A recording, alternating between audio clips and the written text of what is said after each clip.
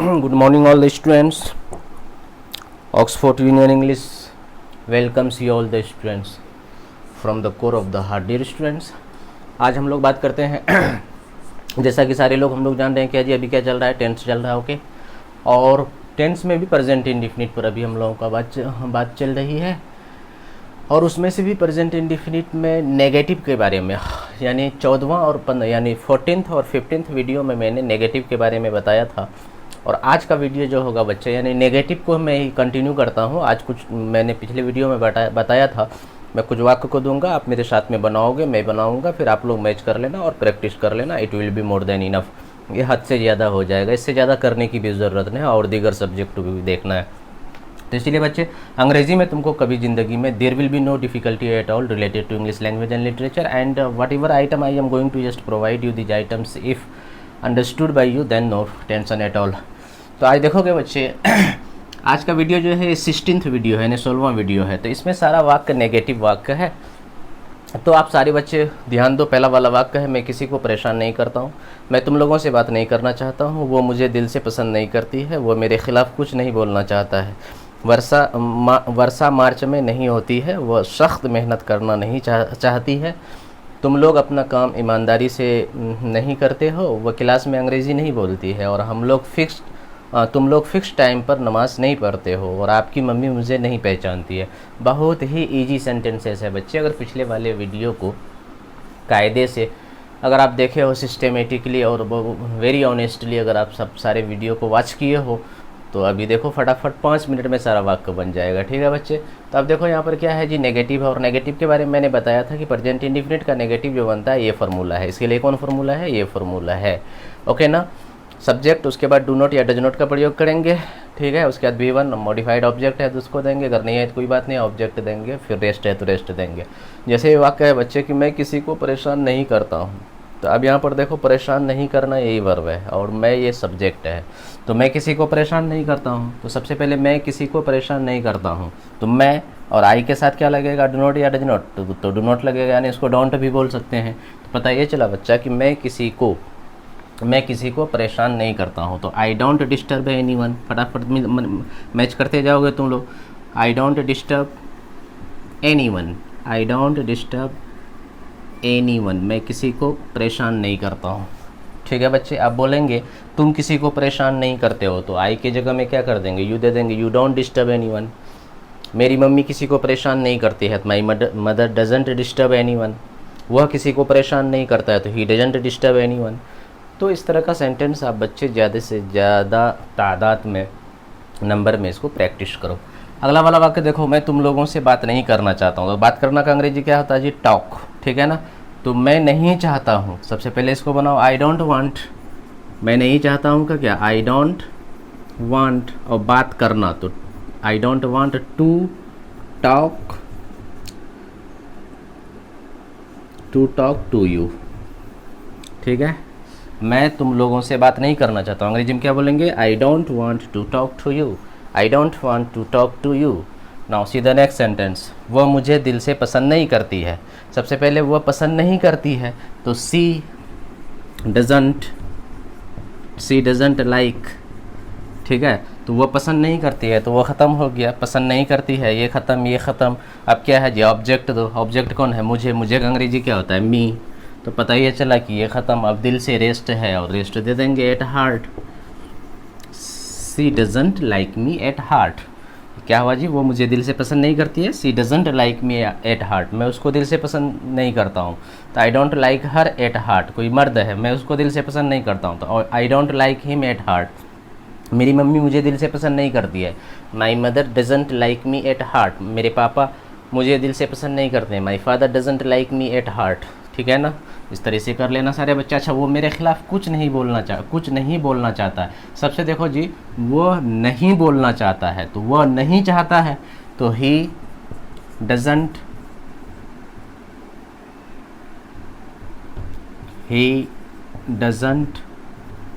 वह मेरे खिलाफ़ कुछ नहीं बोलना चाहता है, तो he doesn't want to speak anything. कुछ का अंग्रेजी क्या जी? एनीथिंग। अब क्या है जी? मेरे खिलाफ। और बताए थे मेरे खिलाफ़ का अंग्रेजी क्या होगा जी, अगेंस्ट मी। इस तरह से वो मेरे खिलाफ़ कुछ नहीं बोलना चाहता है। He doesn't want to speak anything against him. मैं तुम्हारे खिलाफ़ कुछ नहीं बोलना चाहता हूँ। आई don't want to speak anything against you. तुम लोग हम लोगों के ख़िलाफ़ कुछ नहीं बोलना चाहते। You don't want to speak anything against us, ठीक है ना।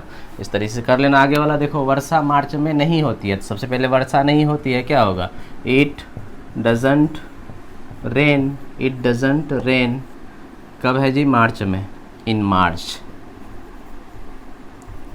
ठीक है। आगे देखो जी, वो सख्त मेहनत नहीं करना चाहती। अच्छा, वो नहीं चाहती है, पहले इसका बनाओ, सी डजेंट वांट टू लेबर, मेहनत करना, क्या हो जाएगा, टू लेबर। कहाँ क्या है, वो सख्त मेहनत, तो लेबर हार्ट, सख्त मेहनत का लेबर हार्ट, तो क्या हो जाएगा जी, वो सख्त मेहनत नहीं करना चाहते हैं। She doesn't want to labour heart, बस हो गया। आगे है कि तुम लोग अपना काम ईमानदारी से नहीं करते हो। सबसे पहले तुम लोग क्या है जी, इसमें सब्जेक्ट है, और अपना काम ये जो है बच्चे ऑब्जेक्ट है, और ईमानदारी से जो है ये रेस्ट है, और नहीं करते हो, तो सबसे पहले तुम नहीं करते हो या तुम लोग नहीं करते हो, तो यू डोंट, ठीक है। और करना का डू होता है, तो यू डोंट डू। और उसके बाद क्या है जी, अपना काम का क्या होगा, सब्जेक्ट यू है। अगर उसी वाक्य में अपना है तो यू का पजेसिव केस क्या होता है, यानी पजेसिव एडजेक्टिव क्या होता है, योर, तो योर वर्क हो जाएगा। You don't do your work, you don't do your work. तो ये बच्चा ख़त्म हो गया, ये तो पहले ख़त्म हो गया, ये भी ख़त्म, ठीक है। अब बच्चा क्या जी, ईमानदारी से, यानी ईमानदारी पूर्वक, मतलब ऑनेस्टली। इसका अंग्रेजी क्या होता है जी, ईमानदारी से या ईमानदारी पूर्वक, ऑनेस्टली। उसी तरीके से बच्चे वो क्लास में अंग्रेजी नहीं बोलती है, तो सबसे पहले वो नहीं बोलती है, तो सी डजेंट स्पीक। और क्या नहीं बोलती है, तो अंग्रेजी ऑब्जेक्ट है, इसको रखो इंग्लिश। और उसके बाद क्या, क्लास में रेस्ट है, रेस्ट को लास्ट में रखो, इन द क्लास।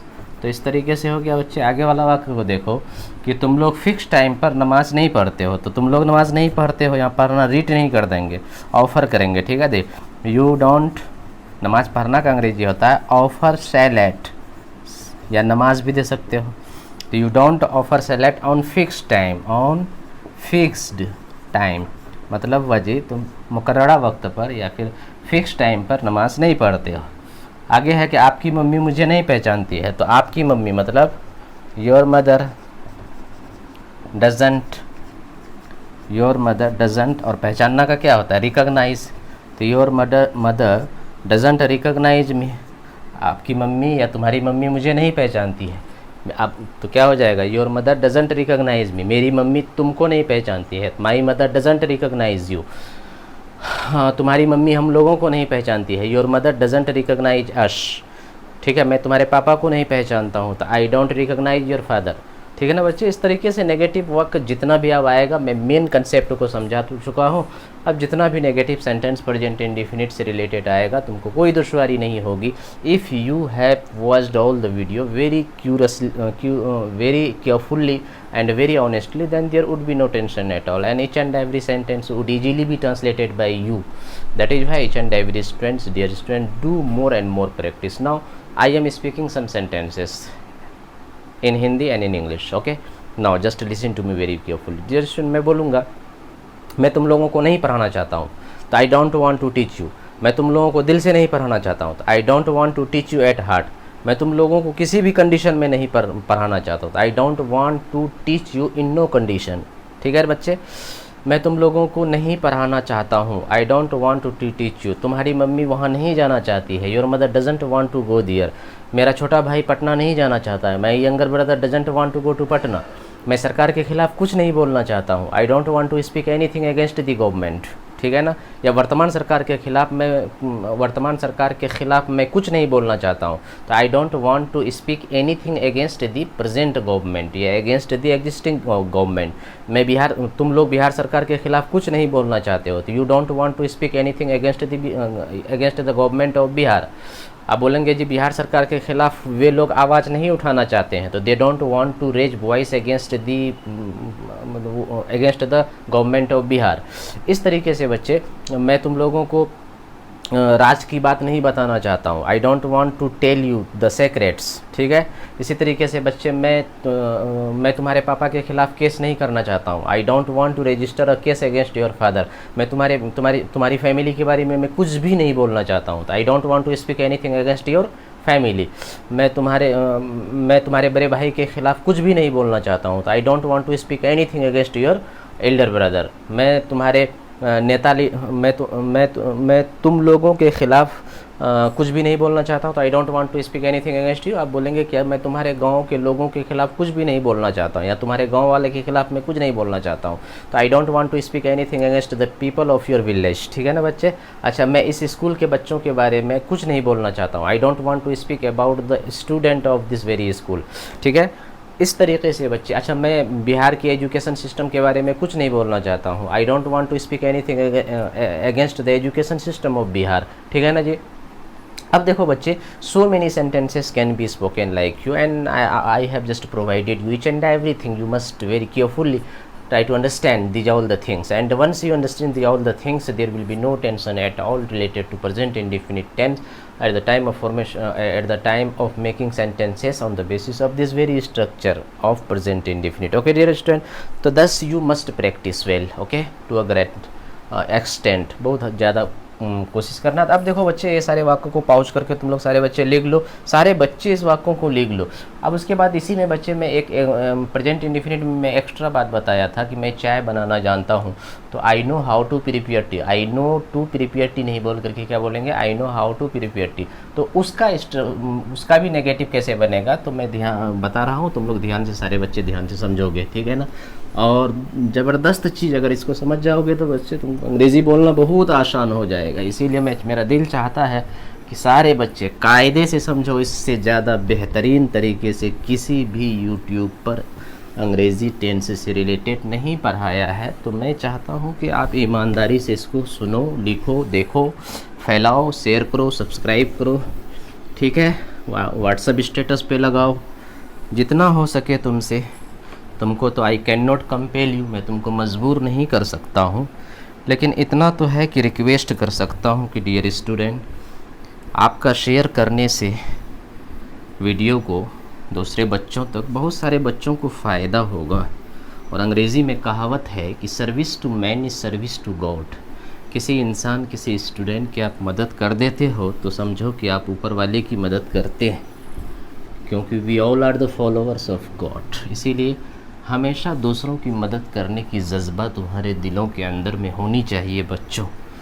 हर इंसान आता है, इस दुनिया से चले जाता है, लेकिन कुछ लोग ऐसे कर जाते हैं जो जाने के बाद याद रखते हैं, दुनिया याद रखती है।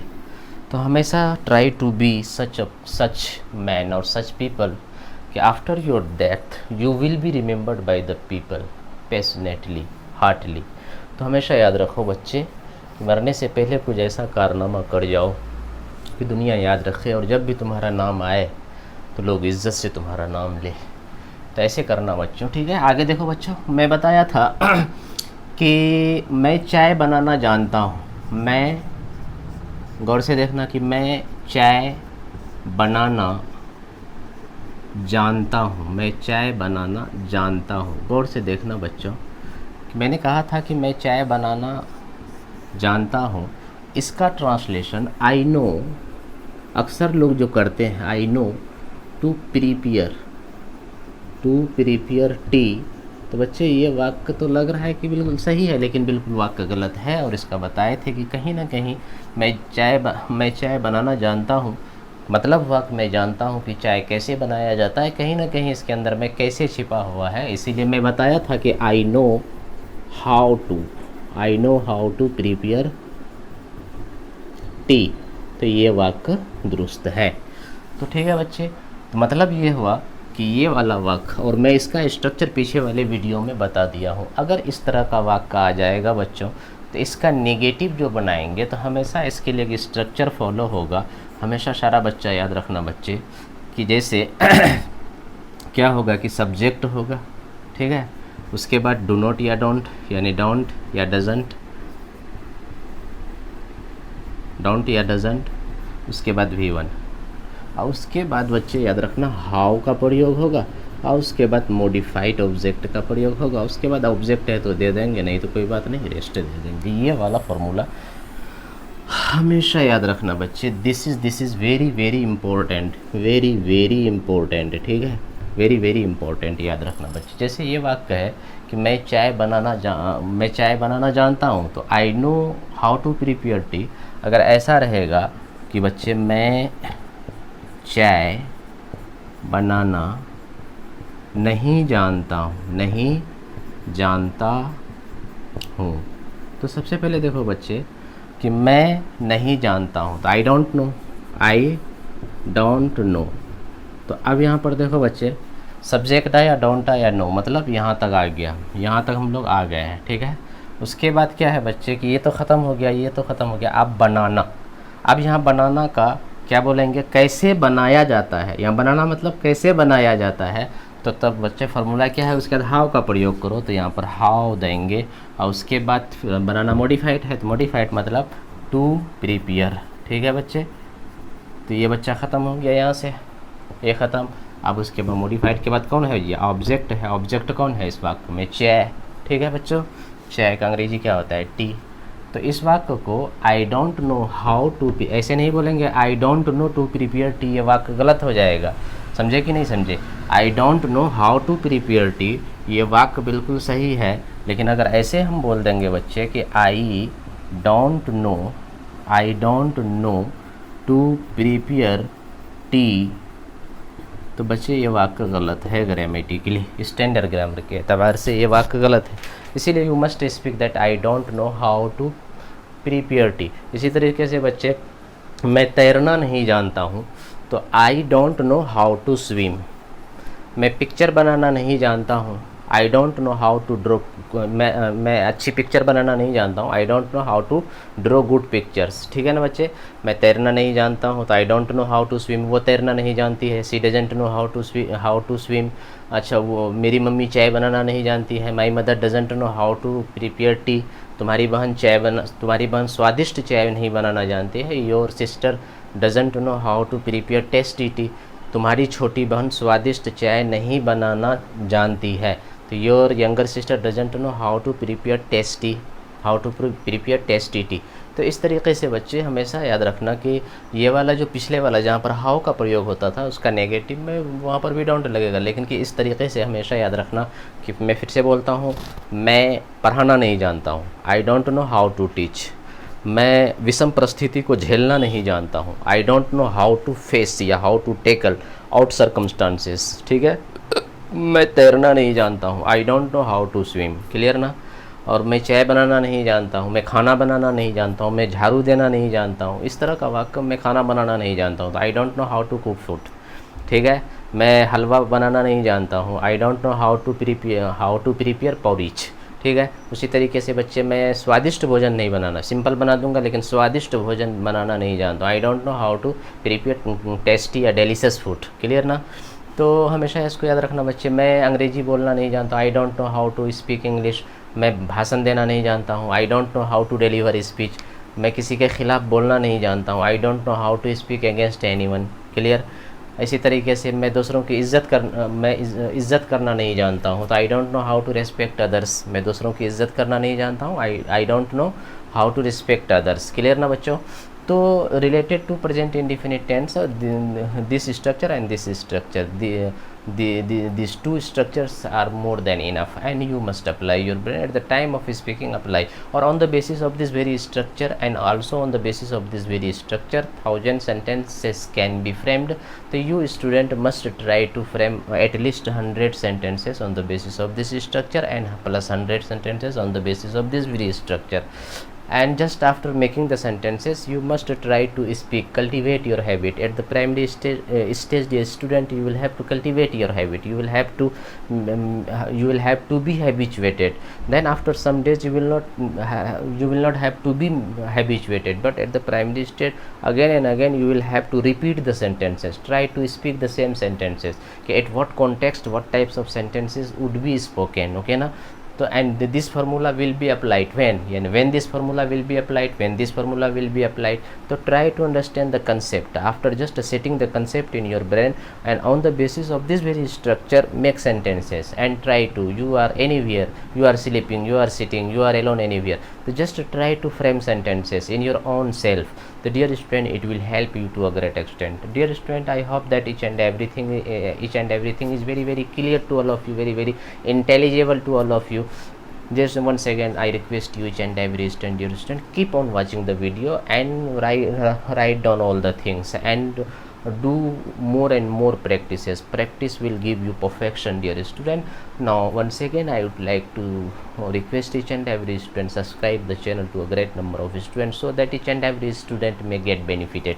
Dear student, now I would like to conclude this very video today. आज मैं यहीं तक रखता हूँ सारे बच्चे. इस बात को याद रखना कि ऑक्सफोर्ड यूनियन इंग्लिश चैनल का नाम है बच्चों, और इसमें जो अभी चल रहा है इनकलाबी series be are going on, और इसके अंदर में आज का जो वीडियो है बच्चे, ये 16th वीडियो है. 16th वीडियो में मैं नेगेटिव को ख़त्म कर दिया, और अगला वाला जो वीडियो होगा बच्चे, यानी 17th वीडियो जो होगा, मैं इंटेरोगेटिव सेंटेंस पर बात करूँगा. तो I hope and I hope that each and every student must be enjoying the video. Now I would like to conclude the video of today, wishing you all the best. Thank you very much, dear student. You must keep on learning English through the process provided by me.